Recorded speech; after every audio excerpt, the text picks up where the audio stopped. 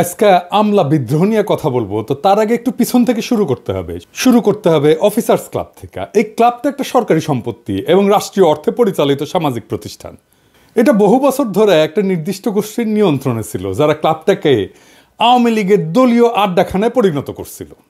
বিগত 15 বছরে এই সমস্ত কর্মকর্তা শুধু ফ্যাসিবাদ প্রতিষ্ঠার মাধ্যমে নিজেদের অপকর্ম সীমাবদ্ধ রাখেনি, তারা ভয়াবহ দুর্নীতিতে আকণ্ঠ নিমজ্জিত হয়েছিল।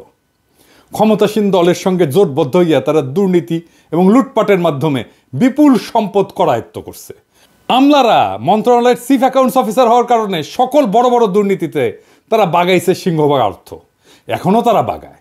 এর বাইরে এই ধরনের কর্মকর্তাদের অতি উৎসাহের বিষয় ছিল গুম, খুন, গুরুতর জখম, অসংখ্য মিথ্যা মামলা এবং বিরোধী মতাবলম্বীদের দমনমূলক অপকর্ম। মত প্রকাশের স্বাধীনতাকে হরণ করার ক্ষেত্রে তারা ফ্যাসিস্ট চেতনার প্রতীক হয়ে উঠছিল। এই লোকগুলা ক্ষমতাসীন গোষ্ঠীর সক্রিয় অংশ হিসেবে কাজ করছে এবং খুনি হাসিনার ফ্যাসিবাদী নীতির অগ্রগামী সৈনিক ছিল। দুঃখজনকভাবে 5ই আগস্টের ছাত্র জনতার রক্তক্ষয়ী বিপ্লবের পরও এই সমস্ত অপরাধীদের চিহ্নিত করে জবাবদিহিতার আওতায় আনা সম্ভব হয়নি এখনো। এইটা অন্তর্বর্তীকালীন সরকারের একটা বড় ব্যর্থতা এবং জাতির জন্য গভীর হতাশার কারণ হয়ে আছে। 5ই আগস্টের পর পদোন্নতি প্রাপ্তিরাই এখন Bangladesh administrative service association BASA এই বাসার নেতৃত্ব দিচ্ছেন। অন্যদিকে বিএনপি অনুসারী পদোন্নতি বঞ্চিত অবসরপ্রাপ্তরা অফিসার্স ক্লাবের নেতৃত্ব দখল করছেন।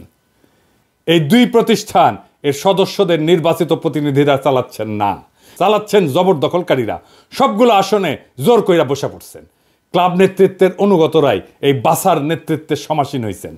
প্রশাসন ক্যাডার অফিসারদের একটা বহুমুখী সমবায় সমিতি আছে। এই সমিতি আর অফিসার্স ক্লাব এখন পরিচালিত হচ্ছে অভিন্ন ব্যক্তিদের নেতৃত্বে। ধানমন্ডিতে অবসর নামে অবসরপ্রাপ্ত কর্মকর্তাদের একটা সংস্থা আছে, তার নেতৃত্ব এখন এই সমস্ত নেতাদের করতলগত। এই দুইটার নেতৃত্বে যারা আছেন তারাও নির্বাচিত না, দখল করছে। এই যে 4টা সংগঠনের কথা বললাম, এই 4টা সংগঠনের পাশাপাশি নাম সর্বস্ব আরও 2টা সংগঠন অফিসার্স ক্লাব থেকে ভুইফোন নেতারা পরিচালনা করতেছে। বক্তৃতা বিবৃতির মাধ্যমে প্রশাসনকে নিয়মিত ভয়, ভীতি, হুমকি দামকি এইটা প্রদর্শনের জন্য ব্যবহৃত এই প্যাড সর্বস্ব সংগঠন 2টার নাম হইল বৈষম্য বিরোধী কর্মচারী ঐক্য ফোরাম এবং জুলাই আগস্ট গণবিপ্লব কমান্ড কাউন্সিল। ওরে বাবা, ডরাইছি। হ্যাঁ, বাস্তবে এই জাতীয় সংগঠনের কোনো অস্তিত্বই নাই। এর চেয়ে বড় জঘন্যতম প্রতারণা এবং জালিয়াতির ঘটনা আর কি হইতে পারে? অথচ প্রতিনিয়তই এই কাজটা করে যাচ্ছে অফিসার ক্লাব দখলকারী এই গং। আর এমনটাই হচ্ছে আজ বাংলাদেশের প্রশাসন ক্যাডারের সর্বোচ্চ পদে পৌঁছানো কিছু অফিসারের প্রকৃত মান এবং আসল চেহারা। 5ই আগস্ট ফ্যাসিবাদী শাসনের অবসানের পর ক্লাবের পরিবেশ উন্নত হবে এবং হারানো ঐতিহ্য ফিরে আসবে বলে আশা করা হয়েছিল, কিন্তু দুর্ভাগ্যজনকভাবে এক গোষ্ঠী থেকে আর এক গোষ্ঠীর দখলে ক্লাবের নেতৃত্ব হস্তান্তরিত হইয়া সেখানে দুর্নীতির নতুন অধ্যায়ের সূচনা হয়েছে। বর্তমানে ABM আব্দুল সাত্তারের নেতৃত্বে ক্লাবটা অনিয়ম এবং বেআইনি কর্মকাণ্ডের কেন্দ্রে পরিণত হয়েছে। জনাব সাত্তার 82 ব্যাচের প্রশাসনিক কর্মকর্তা, যিনি বিএনপি চেয়ারপারসন বেগম খালেদা জিয়ার একান্ত সচিব ছিলেন। সরকারি দায়িত্ব পালনকালে দুর্নীতির অভিযোগের কারণে বিতর্কিত ব্যক্তি। তিনি অফিসার্স ক্লাবের সাধারণ সম্পাদকের পদ দখল করছেন এবং সহযোগী হিসাবে দুর্বিনীত আরেক আমলা আব্দুল খালেককে কোষাধ্যক্ষ বানাইছেন, যা নিয়ে ব্যাপক প্রশ্ন উঠছে। বিশেষ করে ক্লাবের জন্য 400 কোটি টাকার নির্মীয়মান নতুন ভবন প্রকল্পকে কেন্দ্র করিয়া তাদের তৎপরতা ব্যাপক সন্দেহ সৃষ্টি করছে। অফিসার্স ক্লাবের গঠনতন্ত্র অনুযায়ী এর সাধারণ সম্পাদক ক্লাবের প্রধান নির্বাহী এবং সভাপতি হন মন্ত্রিপরিষদ সচিব। কিন্তু বর্তমানে ক্লাব দখল করে গঠনতন্ত্রের লঙ্ঘনের মাধ্যমে 2 বছর মেয়াদী একটা অস্থায়ী কমিটি গঠন করা হয়েছে। এহেন পরিস্থিতিতে সাত্তার খালেক গংদের সাথে মন্ত্রিপরিষদ সচিব শেখ আব্দুর রশিদ এবং প্রধান উপদেষ্টার মুখ্য সচিব সিরাজউদ্দিন সাথীর মতো খ্যাতিমান, সজ্জন এবং শ্রদ্ধাভাজন অফিসাররা কিভাবে সংযুক্ত থাকেন এটা আমাদের বোধগম্য না। বিশেষ করে সাথী ভাইয়ের সংযুক্তি, এটা আমাকে বিস্মিত করছে, বিহ্বল করছে। আমাদের বিস্ময় এবং বেদনার কোনো অবসান ঘটতেছে না। রাষ্ট্র এবং সরকারের শীর্ষ পর্যায় থেকে রাজধানীর শহর, নগর, বন্দরের অলিগলি, গ্রামগঞ্জের হাট বাজার সহ সর্বনিম্ন তলা পর্যন্ত প্রায় সবকিছু দখল নিয়ে ফেলছে একটা দল। হ্যাঁ, কারা আর নাম কইলাম না, আমি তিক্ততা বাড়াইতে চাই না। দলবাজ এবং দখলদার হিসেবে তাদের চিহ্নিত লোকদের নাম সর্বত্রই ছড়ায় পড়ছে, আপনারা চেনেন। আর প্রশ্ন হচ্ছে, দলটা কি গণ অভিযোগের এবং অভিশাপের কাঠগড়া থেকে নিজেকে মুক্ত করতে সচেষ্ট হবে, না নির্বাচনী দিল্লির লাড্ডু খেয়া আত্মাহুতি দেবে? এইখানে অন্তর্বর্তী সরকারের চ্যালেঞ্জ কি? সাবেক অর্থ সচিব জাকির আহমেদ খানের নেতৃত্বে একটা কমিটি গঠন করা হয়েছে, যা 2009 থেকে 2024 সালের 5 আগস্ট পর্যন্ত সরকারি কর্মকর্তাদের পদোন্নতি বঞ্চনার কারণ, সংখ্যা এবং পদ্ধতি পর্যালোচনা করবে। তবে এই কমিটি শুধুমাত্র প্রশাসন ক্যাডারের কর্মকর্তাদের ভূতাপেক্ষ পদোন্নতির সুপারিশ করায় ইতিমধ্যেই তারা নিরপেক্ষতার মানদণ্ডে ব্যর্থ হয়েছে এবং তাদের বৈধতা প্রশ্নবিদ্ধ হয়েছে। বেসামরিক প্রশাসনের পাশাপাশি সামরিক প্রশাসনেও বিপুল সংখ্যক কর্মকর্তাকে পদোন্নতি বঞ্চিত করা হয়েছে। এমনকি অনেককে চাকরিচ্যুত করা হয়েছে। বিডিআর হত্যাকাণ্ড সহ বিভিন্ন ষড়যন্ত্রে বহু সেনা অফিসার নিহত হয়েছেন, আহত হয়েছেন। টর্চার সেলের নির্মম অত্যাচারের মাধ্যমে অনেককে বছরের পর বছর নিপীড়ন করা হয়েছে, অনেককে চাকরি হারাইছে প্রতিবাদ করার জন্য। দেশ ছাড়া হয়েছেন অনেকে। দেশবাসী আশা করছিল খুনি হাসিনার পতনের পর এই সমস্ত হত্যা নিপীড়নের বিচার হবে, যোগ্য কর্মকর্তারা এবং তাদের সম্মান এবং পদ ফিরে পাবেন এবং পদোন্নতি বঞ্চিতদের বঞ্চনা দূর হবে। কিন্তু হতাশাজনকভাবে দেখা যাচ্ছে শুধুমাত্র প্রশাসন ক্যাডারের পদোন্নতি বঞ্চিতদের সুবিধা প্রদানের আয়োজন করা হয়েছে। অন্য কোনো ক্যাডারের, এমনকি সামরিক বাহিনীর নিপীড়িত এবং পদোন্নতি বঞ্চিতদের জন্য কোনো পদক্ষেপ গ্রহণ করা হয়নি। এটা বৈষম্যের চরম উদাহরণ। বৈষম্য দূরীকরণ কি শুধুমাত্র একটা ক্যাডারের সুবিধা প্রদানের মধ্যে সীমাবদ্ধ থাকবে, নাকি এটা সর্বস্তরে বঞ্চিতদের জন্য বাস্তবায়িত হওয়া উচিত? আপনারাই বলেন, কোনটা ইনসাফ? রাজনৈতিক কারণ ছাড়াও ব্যক্তিগত স্বার্থের কারণে বিএনপিপন্থী নয়, পদোন্নতি বঞ্চিত অবসরপ্রাপ্ত তেমন অফিসাররাও ভূতাপেক্ষ পদোন্নতি এবং আর্থিক লাভালাভের আশায় অফিসার্স ক্লাবের নেতৃত্বের সাথে জোটবদ্ধ হয়েছে। এই প্রক্রিয়ায় প্রশাসন ক্যাডারের বাইরে অন্য কোনো ক্যাডারকে বিবেচনায় নেওয়া হয়নি। এতে বিএনপি অনুসারী এবং বিএনপি বিরোধী মিলিয়া প্রায় 764 জনের পদোন্নতি ইতিমধ্যে চূড়ান্ত পর্যায়ে পৌঁছে গেছে। শুধুমাত্র শেষ নোটিফিকেশনটা বাকি। ভূতাপেক্ষ পদোন্নতির তালিকায় মহাভাগ্যবান কর্মকর্তাদের মধ্যে সচিব পদে 119 জন, গ্রেড 1 পদে 41 জন, অতিরিক্ত সচিব পদে 528 জন, যুগ্ম সচিব পদে 72 জন এবং উপসচিব পদে 4 জনের নাম অন্তর্ভুক্ত করা হয়েছে। এরাই দলে বলে জড়ো হইয়া ঈপ্সিত পদোন্নতির জন্য নিয়মিতভাবেই সভা, সমাবেশ, অবস্থান, এই কর্মসূচি চালায় উত্তেজনা ছড়াচ্ছেন। হীন ব্যক্তি স্বার্থ চালিত এই সমস্ত আমলারা ভুলে গেছেন অন্তর্বর্তীকালীন এই সরকারের প্রথমে পূরণ করতে হবে জুলাই আগস্ট বিপ্লবের প্রায় 2000 শহীদ এবং হাজার হাজার আহতদের পাশে আর্থিক সহায়তা নিয়ে দাঁড়ানোর গণদাবি। এই দাবি আগে পূরণ করতে হবে। শহীদ পরিবারের জন্য সরকার ঘোষিত অনুদান এবং আহত সকলের সুচিকিৎসা নিশ্চিত না হওয়া পর্যন্ত কোথাও কোনো সরকারি চাকরিজীবীকে বাড়তি আর্থিক সুবিধা দেওয়া যাবে না। Full stop. গত 15 বছর সেনাবাহিনী, পুলিশ, বিচারক, ডাক্তার, শিক্ষক, কৃষিবিদ, engineer, BGB, Ansar, customs, VAT, income tax সহ অন্যান্য ক্যাডারের যে সমস্ত কর্মকর্তা নানান নির্যাতনের শিকার এবং পদোন্নতি বঞ্চিত হয়েছেন, তাদের আর্থিক ক্ষতিপূরণ বা ভূতাপেক্ষ প্রমোশন নিশ্চিত না করা পর্যন্ত প্রশাসন ক্যাডারের 764 জনকে দেওয়া বিশেষ সুবিধার কার্যক্রম স্থগিত রাখতে হবে। Full stop. কোনো কথা নাই। প্রধান উপদেষ্টা প্রফেসর ইউনূসকে মনে রাখতে হবে যে তিনি এখন যে কাজটা করতেছেন তা একটা ক্ষুদ্র ঋণ প্রকল্প না, এনজিও না। এটা শহীদ এবং আহত বিপ্লবীদের প্রতি জাতির ঋণ পরিশোধের সবচেয়ে বড় রাষ্ট্রীয় প্রকল্প পরিচালনা করা। তার সমাজসেবার উদার মানবিক মন এ কাজে নিশ্চয়ই গুরুত্বপূর্ণ ভূমিকা পালন করবে। কিন্তু তাকে যে দায়িত্ব আজ পালন করতে হচ্ছে তা যে এক কঠোর এবং কঠিন শতভাগ রাজনৈতিক কর্তব্য, পলিটিক্যাল টাস্ক, তা এখনো তিনি না বুঝলে ক্রমশ বিপদ বাড়বে। এইবার আসেন এই যে প্রশাসনিক স্বার্থান্বেষী মহল, এইটা নিয়ে কিছু আলাপ করি, তাহলে বুঝবেন এই আমলা বিদ্রোহের শিকড় কোথায়। অন্যদিকে হঠাৎ কইরা প্রশাসন সংস্কার কমিশন প্রাথমিকভাবে তাদের কয়েকটা সুপারিশ প্রকাশ করলে প্রশাসন ক্যাডারের কর্মকর্তারা সকল রীতিনীতি, আইন কানুন ভেঙে বিক্ষোভ প্রদর্শন করতে শুরু করছেন। বিশেষ করে পরীক্ষার মাধ্যমে উপসচিব প্রস্তাবের বিরুদ্ধে চাকরিরতরা প্রতিক্রিয়া দেখাইলে তাদের সাথে অবসরপ্রাপ্ত অফিসাররাও যোগ দেন। স্বার্থান্বেষী এই দুই পক্ষ যৌথ সভার আয়োজন করেন, যেখানে অন্য পেশার কয়েকজন উচ্চকণ্ঠী ব্যক্তিকে ডেকে আনা নিজেদের পক্ষে বক্তৃতা করেন। শুধু তাই না, এই সভায় ফ্যাসিস্ট সরকারের দোসর, সহযোগী এবং সুবিধাভোগী হিসাবে পরিচিত 2014, 2018, 2024 অনুষ্ঠিত জাতীয় সংসদ নির্বাচন পরিচালনাকালে ডিসি, ইউএনও হিসাবে দায়িত্ব পালনকারী কর্মকর্তাবৃন্দ সদল বলে যোগদান করে, যাদের অনেকেই বর্তমানে অতিরিক্ত, যুগ্ম এবং উপসচিব হিসেবে দায়িত্বরত অফিসার। সংবিধান, গণতন্ত্র, মৌলিক অধিকার লঙ্ঘনকারী এই সমস্ত ক্রিমিনাল কর্মকর্তারা আন্দোলনের এক ডামাডোল সৃষ্টি কইরা তাদের ঘৃণিত অতীত পরিচয় মুছে ফেলার সুযোগকে কাজে লাগাইতে কৌশলে সবার সাথে একাকার হয়ে যাওয়ার অপকর্মে সক্রিয়ভাবে অংশ নিতেছেন। বাংলাদেশের মানুষের স্মৃতি থেকে কখনো কি এই সকল অপরাধের কাহিনী মুছে যাবে? এটা কখনোই সম্ভব না। এই ক্যাডারেরা, এই সচিবালয়ের এই কর্মকর্তারা কি বিবৃতি দিছিল দেখেন আন্দোলনের সময়। আমরা এটা ভুলি নাই। ক্ষতিগ্রস্ত রাজনৈতিক পক্ষ 2008 সালের নির্বাচনকে বাংলাদেশের সেই সময় সেনাপ্রধান মঈনুল আহমেদের পরিচালনায় ভারত সরকারের তৎকালীন বিদেশমন্ত্রী প্রণব মুখার্জির ইন্ধনে অনুষ্ঠিত একটা পাতানো নির্বাচন হিসাবে বিবেচনা করেন, যার উদ্দেশ্য ছিল খুনি হাসিনাকে ক্ষমতায় আনা। তবে তত্ত্বাবধায়ক সরকার ব্যবস্থা বিলুপ্তি পরবর্তী পর্বের নির্বাচনের ধারা ছিল বাংলাদেশের রাজনৈতিক ইতিহাসের সবচেয়ে অগ্রহণযোগ্য, ঘৃণিত এবং কলঙ্কিত অধ্যায়। 2014 সালে অনুষ্ঠিত একতরফা বিনা ভোটের নির্বাচনটা, যেখানে 153 জন এমপি বিনা প্রতিদ্বন্দ্বিতায় জয়ী হন, তা দেশবাসীর মধ্যে ব্যাপক ক্ষোভ এবং নিন্দার সৃষ্টি করছিল। এরপর 2018 সালের নিশিরাতের নির্বাচন ছিল এক কালিমালিপ্ত অধ্যায়। সেখানে ডিসি, এসপি, ইউনো এবং ওসিদের নেতৃত্বে রাতের আধারে ব্যালট পেপার নৌকা সিলমেরা ব্যালট বাক্স ভর্তি করা হয়েছিল। এছাড়া সর্বশেষ 2024 সালের ডামি নির্বাচনও এক মহাকেলেঙ্কারি হিসেবে লেখা থাকবে, যা ভোটের মাধ্যমে জনগণের স্বাধীন ইচ্ছা এবং পছন্দ অনুযায়ী সরকার গঠনের সকল ধারণাকে ধূলিসাৎ করে দিয়েছিল। এসব নির্বাচন শুধুমাত্র গণতন্ত্রের অবমাননা না, দেশের ঐক্য, রাজনৈতিক স্থিতিশীলতা এবং বিশ্বাসযোগ্যতার জন্য এক বড় ধরনের বিপদ হয়ে দাঁড়াইছিল। 2014, 2018 এবং 2024 জাতীয় সংসদ নির্বাচন এবং ফ্যাসিবাদী শাসনামলে পরিচালিত স্থানীয় নির্বাচনে দায়িত্ব পালনকারী জেলা প্রশাসক, এসপি, ইউনো, ওসিদের চিহ্নিত কইরা তাদের জবাবদিহিতার আওতায় আনা প্রয়োজন। অনেক দেরি হয়ে গেছে, কিন্তু এখন এই কাজ শুরু করতে হবে।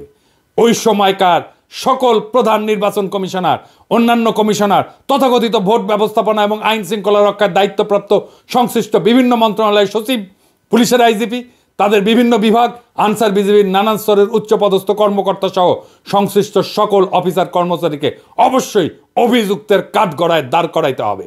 কারণ এদের ভূমিকা গণতন্ত্রের ক্ষতি সাধন এবং ভোটাধিকার হরণের ক্ষেত্রে অত্যন্ত গুরুত্বপূর্ণ ছিল।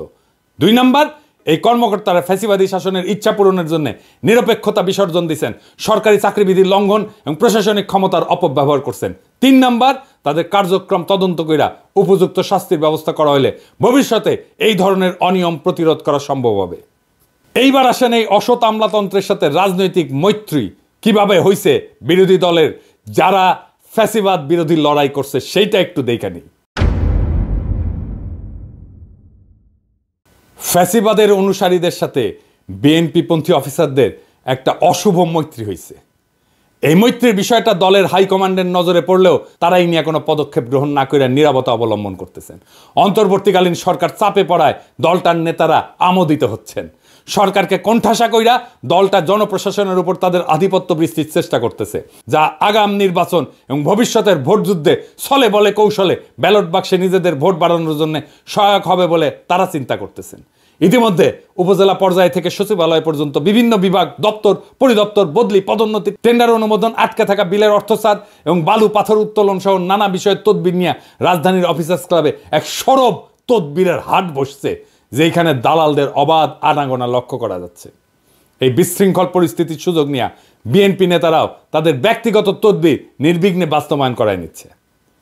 অসৎ দুর্নীতিবাজ আমলাদের এই অপরাধী চক্র অফিসার্স ক্লাব, অবসর সংস্থা এবং সমবায় সমিতির মতো প্রতিষ্ঠানগুলোতে এক ছত্র দখল করে ফেলছে। এই সমস্ত প্রতিষ্ঠানে বিপুল অঙ্কের আর্থিক লেনদেন এবং কার্যক্রম আছে, যা তাদের আরও প্রভাবশালী হওয়ার সুযোগ তৈরি করছে। এর ফলে তারা প্রশাসনের অভ্যন্তরে ব্যাপক কর্তৃত্ব প্রতিষ্ঠা করতে সক্ষম হয়েছে এবং তাদের আস্পর্ধা এমন মাত্রায় পৌঁছাইছে যে তারা লাগামহীন উচ্ছৃঙ্খল আচরণে সাহস পাচ্ছে।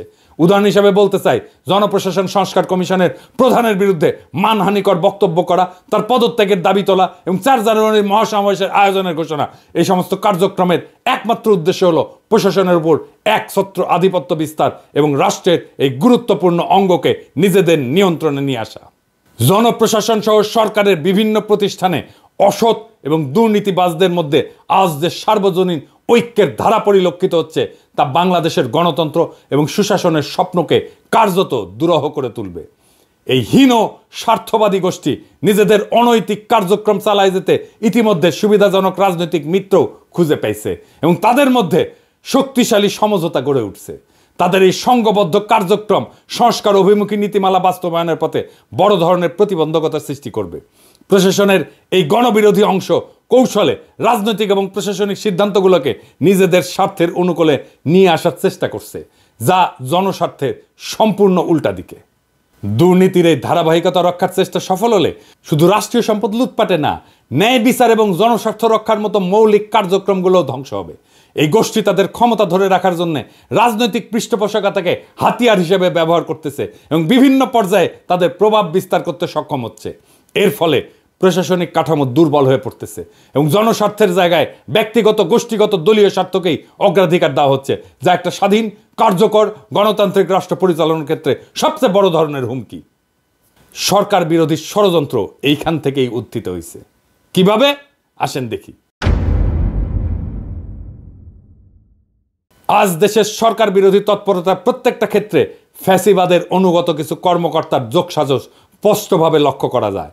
5 আগস্ট ঐতিহাসিক পরিবর্তনের পর কয়েক সপ্তাহ তারা ভয়ে নিষ্ক্রিয় থাকলেও এখন সক্রিয় হয়ে বুক চিতায় সরকার বিরোধী কর্মকাণ্ডে লিপ্ত।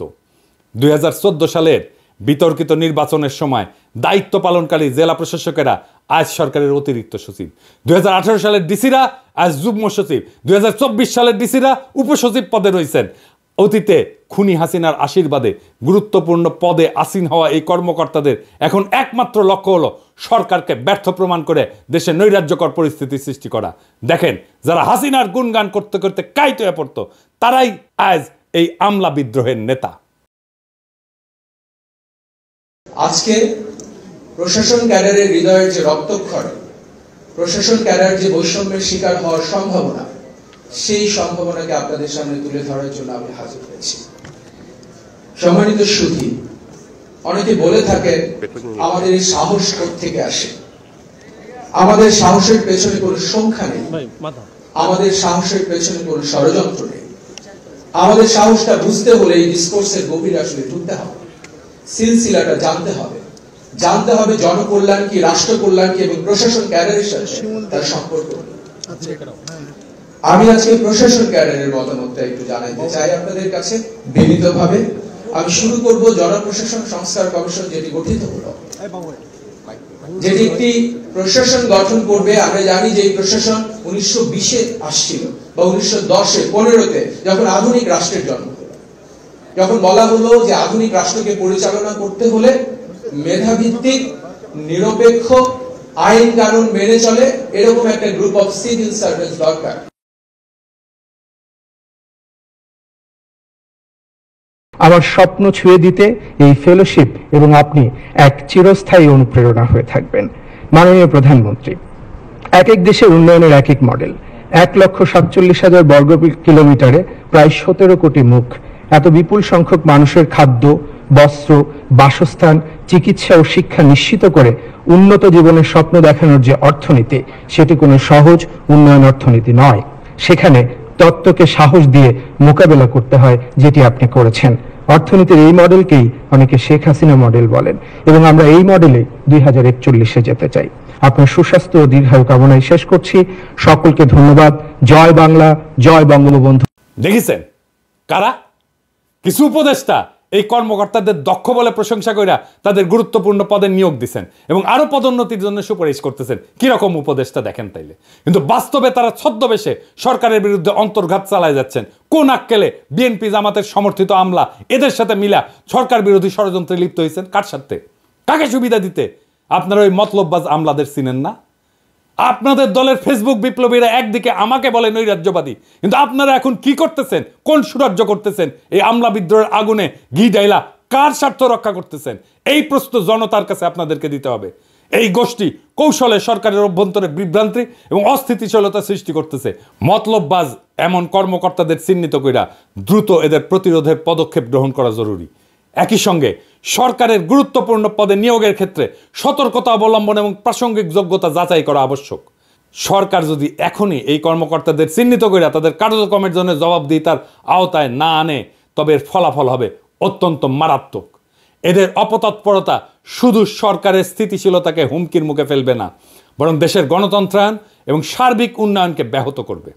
এই কথা ভুলে গেলে চলবে না যে খুনি হাসিনার শাসনামলে সচিব এবং অতিরিক্ত সচিব পদে যারা পদোন্নতি পাইছিলেন তাদের একজনকেও এই চাকরিতে রাখা যাবে না।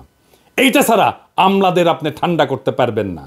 এদের জিহ্বা এত বড় হয়েছে যে এদের আকাঙ্ক্ষা লোভ এমন আকাশ ছুঁইছে, হাসিনার শাসনের লাগাম ছাড়া দুর্নীতির লাইসেন্স না পাওয়া পর্যন্ত এরা থামবে না। এদের পিছে দুদক লাগায় দেন, ঠান্ডা হয়ে যাবে। এই জন্যই দুদকের চেয়ারম্যান হিসেবে এমন কাউকে চাইছিলাম যে আমলা না। এখন বুঝছেন তো, প্রফেসর ইউনূসের সরকার এমন এমন জায়গায় গ্যাঞ্জাম লাগায় রাখে যেটা পরে তাদেরকেই বিপদে ফেলে। আরে আপাদ মস্তক করাপ্ট একটা ব্যুরোক্রেসিরে দাবরানি দেওয়া 1-2 এর ব্যাপার। ভালো হইয়া যান আমলা ভাইয়েরা, কাম কাজে মন দেন। এই দিন না করলে আরো দিন আছে। রাজনৈতিক দলগুলো আপনাদের হুজুর হুজুর করতে পারে, শেরের উপরে সোয়াশের আছে। আপনাদের হ্যাডম জয় বাংলা করে দিতে পারবে এমন শক্তিও বাংলাদেশে আছে। ফুটেন, বাড়ির যান, যা কামাইছেন ওইটা নিয়ে থাকেন। শেষে ম্যাঙ্গো আর স্যাক বোধ গান হয়ে যাবে, কারণ জনতা জেগে আছে। টাইগার আভি তক জিন্দা হয়, ইনকিলাব জিন্দাবাদ।